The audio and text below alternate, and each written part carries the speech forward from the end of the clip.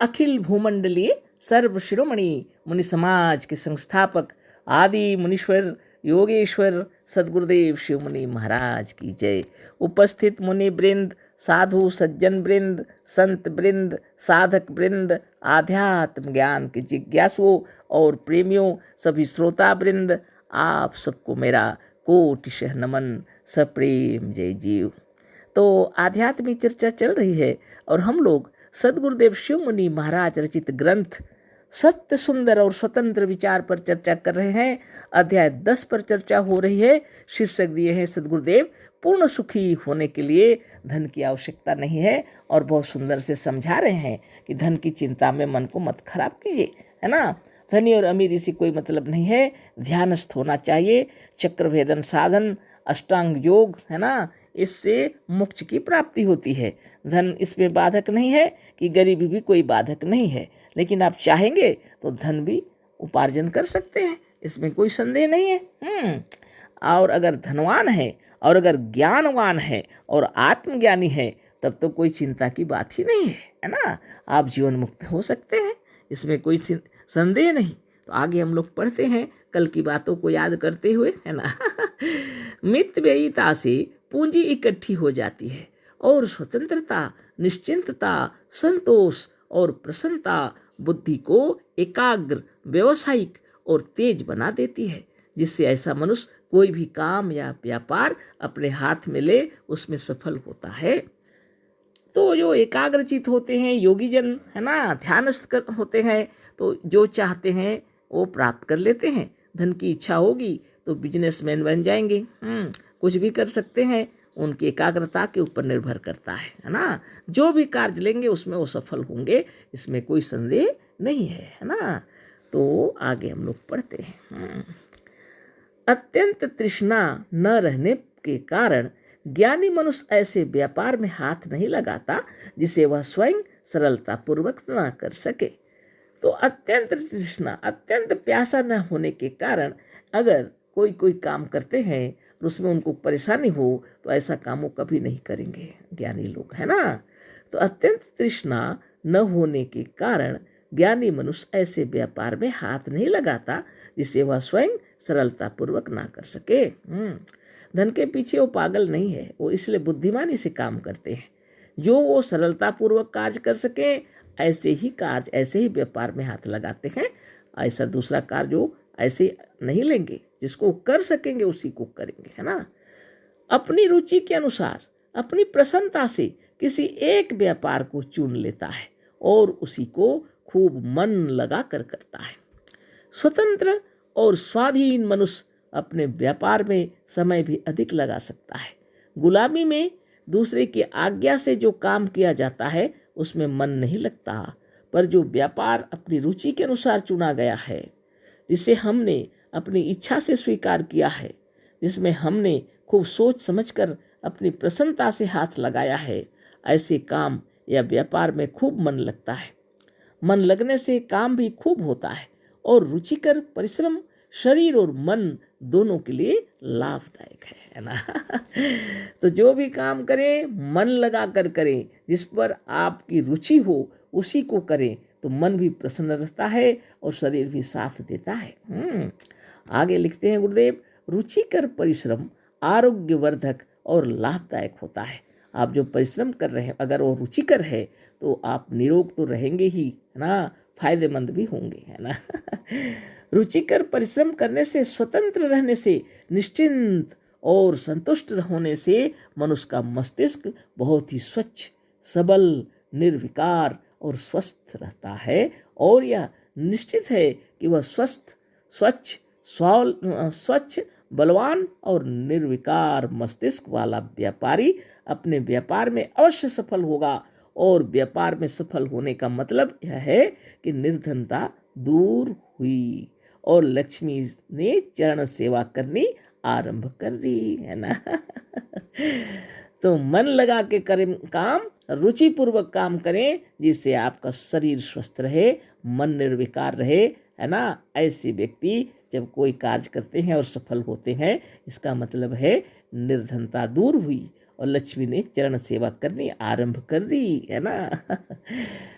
भगवान वह है जिसे अपने स्वरूप के ऐश्वर्य का ज्ञान है। भगवान वह है जो स्वतंत्र और जीवन मुक्त है। भगवान वह है जो निश्चिंत, संतुष्ट और प्रसन्न है। सदगुरुदेव कहते हैं ना, सभी भगवान हैं, लेकिन ऐश्वर्यवान जो है, ऐसा ज्ञानवान जो है और स्वतंत्र और जीवन मुक्त है, सच्चा भगवान उसको हम लोग कह सकते हैं ना। निश्चिंत और जीवन मुक्त है, संतुष्ट है, प्रसन्न है। इसके लिए तपस्या की आवश्यकता पड़ती है। हाँ, अनेक जन्मों की तपस्या अगर है तो वह जन्म से ऐसे होते हैं ना। इस तरह से भगवान का लक्षण बहुतों को मालूम है। अतः यदि आप चाहते हैं कि लक्ष्मी आपके चरणों की सेवा करें तो और कुछ नहीं करना है, केवल भगवान बन जाइए। भगवान होते ही लक्ष्मी आपके चरणों की सेवा करने के लिए तैयार हैं। भगवान बनने के लिए क्या करना पड़ेगा, है ना। तो आप किसी से भी पूछ लीजिए, भगवान क्या झूठ बोलते हैं तो नहीं, चोरी करते हैं तो नहीं, किसी की हत्या करते हैं तो नहीं, किसी को सताते हैं तो नहीं। मतलब आप झूठ बोलना, चोरी करना, किसी को सताना छोड़ दीजिए। यानी यम नियम का पक्का पालन कीजिए तो आपके ऐश्वर्यशील गुण अपने आप प्रकट होने लगेंगे, है ना। आप शांति महसूस करेंगे, जीवन में सुखी होंगे, है ना। धन दौलत तो आपके चरणों में लौटने लगेंगे, है ना। सबसे बड़ी बात यही है। इसलिए साधन, ध्यान और तपस्या करना है। जब हम लोग शरीर धारण किए हैं, जब अपना परिवार बसाए हैं, तो अच्छा से हम लोग को जीवन जीना है, सच्चाई और ईमानदारी से, कठिन परिश्रम से, शारीरिक, मानसिक, बौद्धिक परिश्रम के द्वारा। सद्गुरुदेव कहते हैं सच्चाई और ईमानदारी से धनोपार्जन करना चाहिए, और ऐसा धनोपार्जन करना चाहिए जिससे दूसरों का भी उपकार हो, है ना। कोई ऐसे शराब की दुकान ठेका लगा लिए या कुछ ऐसे नहीं करना है हम लोग, है ना। यम नियम का पालन करते हुए जीवन को तपोबल से जीवन को आगे बढ़ाना है ना। आप भी विचार कर लीजिएगा। आगे पढ़ते हैं। हमारी बनाई हुई पुस्तकें पढ़ जाइए, हमारे लेखों को देख जाइए। हमारे ग्रंथ आपको भगवान बना देंगे। जिसकी आत्मा के भीतर गुलामी के भाव वर्तमान हैं, जो परतंत्र और पराधीन है, जो आत्मज्ञानी और जीवन मुक्त नहीं है, जो भगवान या लक्ष्मीपतियों का गुलाम है, वह भगवान नहीं है। वास्तव में तो सभी ब्रह्म हैं, वास्तव में तो सभी भगवान हैं, लेकिन जिनको ज्ञान नहीं है वो खुद भगवान है बोल के जो नहीं जानते हैं और हमेशा गुलामी करते रहते हैं, कल्पित ईश्वरों के पीछे लगे रहते हैं, तो वो कैसे भगवान हो सकते हैं। वो भगवान नहीं है ना। होते हुए भी नहीं है ना। और जो भगवान नहीं है वह धन, अधिकार और राज होने पर भी सुखी नहीं हो सकता। जो वास्तव में भगवान है बोल के जो अपने आप को नहीं जानते हैं, वो जितना भी धन रहने पर भी सुखी नहीं रह सकते हैं, और बड़ा सा बड़ा पद और अधिकार प्राप्त करने पर भी सुखी नहीं रह सकते हैं, क्योंकि उनको सच्चा ज्ञान ही नहीं है। पर सच्चे आत्मज्ञान द्वारा जो भगवान हो गया है, उसे धन की चिंता नहीं करनी चाहिए, है ना। सच्चे आत्मज्ञान के द्वारा जो भगवान हो गया उसे धन की चिंता नहीं करनी चाहिए। लिखे हैं होती ही नहीं है उस चीज की चिंता, है ना। धन तो अपने चरणों में लौटने लगते हैं, है ना। धन और लक्ष्मी स्वयं उसे खोजती फिरेगी। स्वतंत्र, आत्मज्ञानी, योगी और जीवन मुक्त पुरुषों की इच्छा शक्ति भी इतनी बलवती होती है कि यदि वह धनवान होने का संकल्प करेगा तो कभी निर्धन नहीं रह सकता। आपकी आत्मा के अंदर में जो विचार उत्पन्न होते हैं वह शुद्ध, निर्मल और दृढ़ संकल्प से युक्त हो जाए, और अगर आप धनवान बनने की इच्छा करते हैं तो वह पूरी हो जाएगी। आपकी समस्त इच्छाएं पूरी होती हैं। योगी की कोई भी इच्छा अपूर्ण नहीं होती। इसलिए निश्चित नियम से आप अष्टांग योग का पालन करें। नित्य दिन यम नियम, है ना, पक्का होना चाहिए बिल्कुल। अहिंसा, सत्य, अस्ति, ब्रह्मचर्य, अपरिग्रह साधारण बात नहीं है। यह जीवन क्षेत्र में कर्म योग के अंतर्गत आते हैं, और अपने शरीर को शुद्ध बुद्ध निर्मल करते हुए परम पवित्र करने के लिए सबसे सुंदर है शौच, संतोष, तप, स्वाध्याय, ईश्वर प्रणिधान, है ना। उसके बाद आपका एक एक आसन सिद्ध हो जाता है। प्राणायाम भी, है ना। आसन, प्राणायाम, प्रत्याहार, धारणा, ध्यान और समाधिस्थ हो जाएंगे।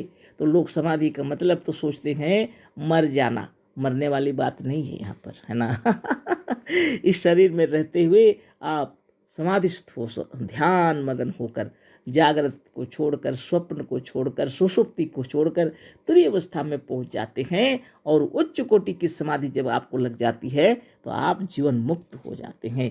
इसी जीवन में रहते हुए आप मोक्ष प्राप्त कर लेते हैं, है ना। सारे दुनिया के रहस्य आपको मालूम हो जाते हैं। फिर और क्या चिंता है आपको, चाहे आप सूक्ष्म में रहें या स्थूल में रहें, है ना, आपकी अपनी दुनिया है ना। तो बहुत बड़ी बात है, सदगुरुदेव हम लोग को सिखला रहे हैं, किसी विषय वस्तु को लेकर के मन को विचलित ना करें, है ना। शांत चित्त होकर के, एकाग्र होकर के अपने आप को समझने की कोशिश करें। वास्तव में आप भगवान हैं कह रहे हैं गुरुदेव, तो हम लोग के मन के अंदर में इतना जंग लगा हुआ है, उसको धोना पड़ेगा। इसलिए नित्य ओम का जाप करिए, नित्य प्रणव कीजिए, नित्य योगाभ्यास कीजिए।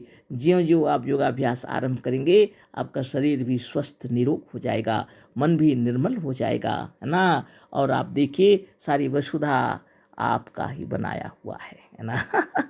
और सभी आपके लिए ही है ना। सबको देखकर आप प्रसन्न हो जाएंगे। तो ऐसी दुनिया चाहते हैं हम लोग, जैसा चाहते हैं वैसा ही हो जाएगा, है ना। सदगुरुदेव शिवमुनि महाराज की जय। आगे कल चर्चा होगी। अशेष धन्यवाद, कोटिशः नमन। तो ये पाठ तो पूरा हो गया है, अध्याय 10। तो कल अध्याय 11 का चर्चा करेंगे हम लोग। सदगुरुदेव लिखे हैं मुनि समाज, उसके बारे में क्या दे रहे हैं गुरुदेव, कल विचार करेंगे, है ना। सदगुरुदेव शिव मुनि महाराज की जय। सप्रेम जय जीव, कोटिशः नमन।